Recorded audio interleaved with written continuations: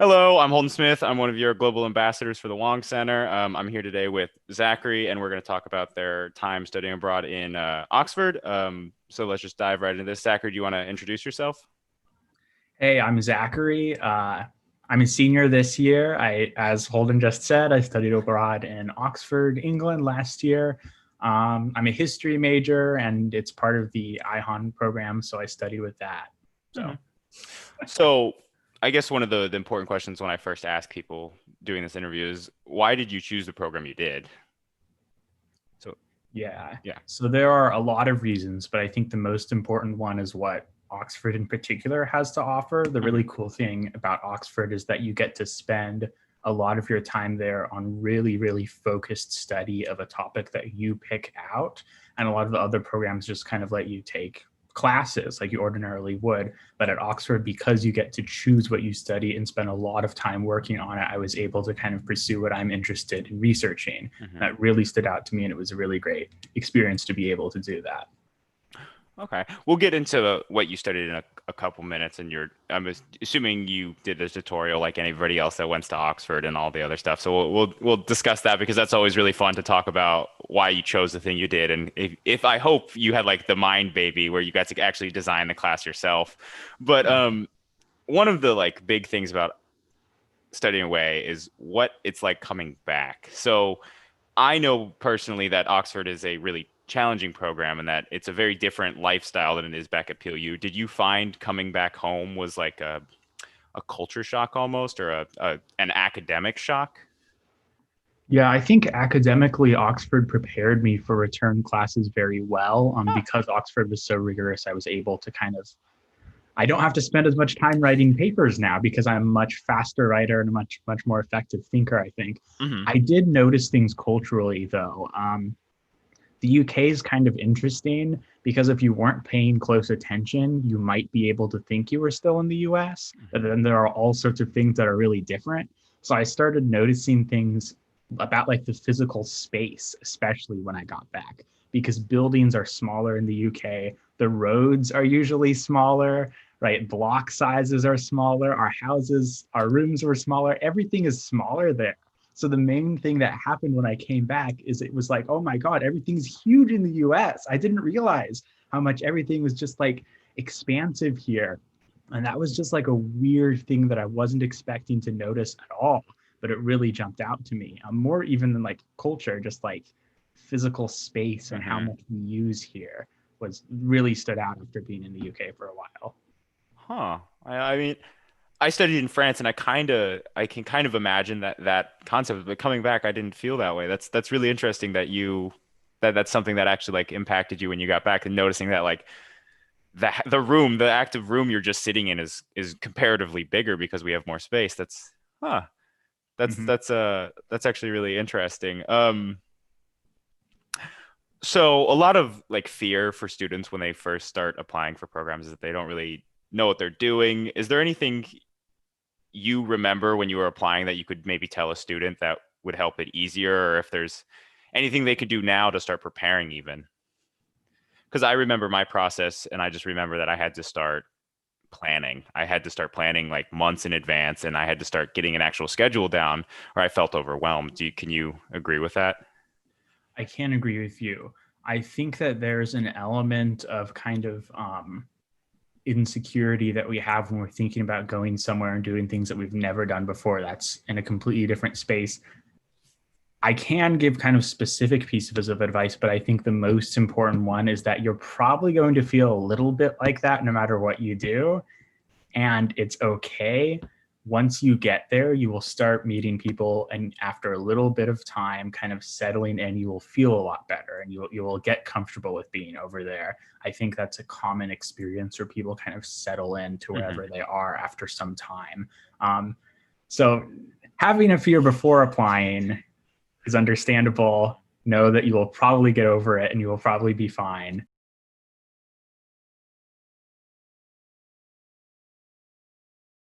Maybe besides the generalness of studying away, we could talk a little bit more about the Oxford program. So, what tutorial did you do while you were there? You're a history major, so I would assume something regarding history. Yeah. So I'm really interested in the history of ideas, especially in the early modern period, which is roughly about 1500 to about 1800, depending on who you ask. Those dates kind of shift around. Uh, and I had just spent, I attended Oxford, IHON-Oxford in the fall, and I had spent the summer doing a research fellowship on discourses of colonization in the late 18th century of folks who colonized the Pacific Northwest. So I had a background in looking at how people in the late 18th century thought about colonization and wrote about indigenous people, especially. I was looking at Europeans writing about indigenous people and how they encountered them, how they portrayed them, how they thought about the world. So what I did at Oxford is my primary tutorial was on the long 18th century, which is, again, kind of changes depending on who you ask, but usually it's the mid 1600s to the early 1800s. Mm-hmm. And we looked at political theory in Western Europe during that time period. So this was a really, really influential, important time period when lots of European writers started thinking about how the world could be changed, how we could restructure entire societies. And they started writing things that really influenced the world deeply, how it is right now. So my tutorial was on kind of theories of society and politics during the long 18th century. And I really loved it. I don't know. I can give you way more detail, right? Yeah. Because I spent 8 weeks, 8 weeks, yeah, 8 weeks studying that, but I don't know what else you want to know. Oh yeah, anything that you would think would be helpful. That's something that's really extremely interesting. I'm just thinking now because that's not my realm of expertise at all. So it's just interesting to think that you go to a school that's known for having a vast history of knowledge and you get to actually probably read some books of people that of that time period of people that were actually at that school at the time, and you got a wealth of knowledge in the libraries too. That's really really impressive actually. That's nice to think about. Yeah. So one of the people whom I read was John Locke. I'm sure you've heard of him. He's really well known. And he worked at Oxford for a period of time. And he actually became, oh, I don't want to get this wrong. I want to say he became a doctor or a surgeon because you had to be a doctor or a clergy member in order to work at Oxford. And he was there when people burned books because they had multiple ritualistic book burnings during that time period. And he kind of like worked at Oxford for a little while and then left and then worked there again and then left again. So my tutor would tell us stories about what John Locke was doing and writing just, a block down the street from where we were meeting 400 years beforehand when we were reading his texts. And it was really fascinating to just feel the environment that he would have been in and be able to imagine what it would have looked like, which you can't do reading his texts from the US. Yeah. So really, really great. I feel like that's really impactful for your education to actually be a part of where it was and just that actual connection, because you can always read a book, but when you actually are a part of the atmosphere that was being written in is just completely different. It just that's Yeah, I really agree. Yeah. So that was your main tutorial. I know you take the IHON specific ones. What was your IHON specific tutorial too? Or the secondary tutorial, if I remember correctly, that was the name. Yeah, so my secondary tutorial was called The Future of Cities. And I took it with an anthropologist of Latin America, and she was absolutely fantastic. Well, my primary tutor was fantastic too. Both of my tutors were great. But what we did is it was only 4 weeks long, and each week we looked at a different kind of problem in thinking about cities. So 1 week we spent looking at historic preservation. We read a bunch of different writings from different perspectives about historic preservation. Another week we spent on gentrification and development. And I can't remember off the top of my head what the other 2 weeks were. I could remember it if I spent some time thinking about it. But it's fine. We don't need the whole course is not as important as just knowing. Were you the only student in your main tutorial, or did you have another person with you as well? Because I know some classes or some tutorials you have like another person with you, and sometimes it's just one-on-one. Yeah, so both of my tutorials had one other person, and then Oh. my secondary tutorial had another PLU student in it, Mhm. and my primary tutorial actually had another American student not from PLU in it. He was going to college in New York, and he was from Austin, Texas. So we were able to kind of be in the same classroom and also have like different parts of the US coming together at the same time. Yeah. Yeah. How were they undergraduate student as well? Yeah, he was my Oh, age. okay. So Yeah. that your the main tutorial I would assume probably would work better with more people or like a couple more people in it, not a bunch, where you actually get to discuss ideas through other people and different viewpoints. Okay.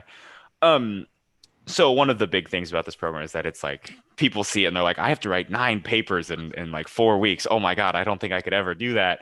Yeah. So it's extremely rigorous academically. Do you think that I kind of asked this earlier, but just could you talk a little bit about how like the rigorous and maybe even relieve some stress from students knowing that it probably isn't as bad as we're all anxiety filled imagining it? Yeah, exactly. So there are a lot of different ways to think about this to kind of be Mhm. able to process it more. So the first thing to think about is you're only taking 2 tutorials. So at POU, you'd be taking 3 or 4, maybe even 5 classes if you have a PE class at the same time. So even if you take half as many classes, you could double the work and it's the same amount of work. Mhm. So you are actually doing more work in the tutorials than you would be at PLU, but it's not like 10 times as much work. It's like maybe 2.5, 3 times as much work, and you're taking 2 tutorials. So it's only a little bit more than you Mhm. actually would be doing at PLU. That's just one way to think about it that I think makes us understand how much work it is more. The other thing to think about is that you work with your tutor in figuring out what you're going to study. So if you want to spend more time studying one thing, or if you need to spend more time studying one thing, you can, and you ask your tutor if that's okay. And 99% of the time, they'll say, yes, let's do that, because their job is to help you learn. It's not to just Teach. assign you work, it's to help make you a better thinker. And the best way to be a better thinker is to push yourself however much you can reasonably push yourself without just becoming burnt out and super stressed all the time, because then you don't learn anything. So the way that we think about work, I think, is taught to us in a way that keeps us from really helping our intellectual development in the US, because we think about it as in just plugging a bunch of information into our brain. But the goal of the tutorial is to help you become a better thinker, not to just make you memorize a bunch of stuff and learn all of these different things. Mhm. And in terms of the writing the papers, they are my papers in my primary tutorial were about 4 or 5 pages long each week. And in my secondary tutorial, they were 4 pages long. So if you think about writing maybe up to 10 pages each week, if you take a lot of notes, you might have 10 pages of notes for a Mhm. week's worth of class. And you Yeah. just have to turn those into an essay. And if you're reading a ton of stuff, you have a lot of stuff to write about and a lot of stuff to talk about. So you're not going to be pressured to come up with ideas. Every single week, I was having to force myself to cut stuff out of my essays and force myself to only write about 1 or 2 things. Mhm. So I think I found, and most of the other folks over there found, that we wanted to write more. And what we were struggling to do was to only write these short papers once a week. So yeah, I mean, the anxiety kind of ends up being backwards of what actually happens once you're over there. And I think that's another important thing to remember. Yeah. That's funny that you actually had to cut instead of adding more because you would just imagine that if you had to write, you'd get burnt out. But if you're just really diving into something that you're passionate about, there's always more information you're willing to talk about. Okay. Absolutely. Um, did your tutorials prepare you for your capstone, or did you link those two ideas together? So, I mean, when I'm planning on going to Oxford next fall, and I'm planning on to link my main tutorial with my capstone, did you do something similar? Yes, probably. I am right now preparing for my capstone. Ah, So I okay. am not yet 100% set on what I'm going to be doing. I am pretty sure I'm going to write about dehumanization, probably of Indigenous people, in a series of British parliamentary debates, but I haven't selected which debate yet. Hmm. So probably. Yeah, um, you don't but need I to. would say Even if the topics aren't clearly directly related, the skills that you learn in these tutorials will absolutely help you with your capstone because it's very similar skills. It's research, it's writing, it's figuring out how to process information and figure out amongst the 20 different things that I learned, which is the one that I want to focus on the most and talk about the most, which is an incredibly useful skill for capstone writing and research and all sorts of other ways that you might be doing that type of work. So you do feel like the tutorial system prepared you for that, the rigorousness of a capstone? Yes, completely. Oh, that's okay. That makes my life that releases some anxiety for me because I have no idea what either of them are like. I've just heard stories, so I'm glad that they somewhat work well together. Mm-hmm. Um, Another fear of this program is the independentness of it. I've talked to a few returners from Oxford, and they say that it's no longer someone's holding your hand. Like even in college, that's kind of not as happens all that much, but it still happens. Do you think the Oxford program was a little more independent, and do you think you became more independent during your time? Absolutely. Yeah. So it is much more independent. Hmm. Your tutor just kind of gives you a really long list of things to read, and you do get to choose which one of the ones of those things you read. And no one's checking in on you, right? No one's making sure you do the reading. No one's actually like assigning it to you other than them giving you that long list of things you could read for that week. And then at the end of the week, you have to have a paper. So yeah, it is very, very independent. But there are a number of things that make that less stressful. So one of them, and I personally, for me, the most important one is that you get to choose what you're doing the research on. So you are not studying something that you do not want to study. Uh, and we all know that when we don't want to be in a class, it is 10 trillion times harder to do the work than when you are interested in the class. So think of the class that you are most interested in that you have taken. And that's the type of interest you'll have in the work that you're doing at Oxford. So you're going to want to keep reading if you're interested in what you're doing. So the interest, I think, actually helps get rid of a lot of that, and it makes you want to keep going and it makes you want to keep learning. Hmm. That said, I do think it does require some independence because you need to be able to say, I really want to keep reading these things and choose to keep doing that. And I'm sometimes a procrastinator. So my first couple weeks, I was finding myself doing a lot of reading in kind of the second half of the week and not as much in the first half of the week. And it was okay. I got enough done to be successful. But as I got more into it, and once a few weeks had gone by, I started to realize, you know what? I'm going to learn even more and I'm going to write even better papers and I'm going to be happier knowing more if I work through the entire week. So I started to develop the skills to keep doing that. And I became much less of a procrastinator than I was beforehand. So I was going to ask that. I was going to yeah, say, has your procrastination gone down when you returned to PLU because of all of that? it has. Yeah. One thing I would say too is because of the pandemic, I have been working kind of slowly on some things, but I do think that in the first term that I got back from Oxford, I was working much more effectively than I had been the year beforehand.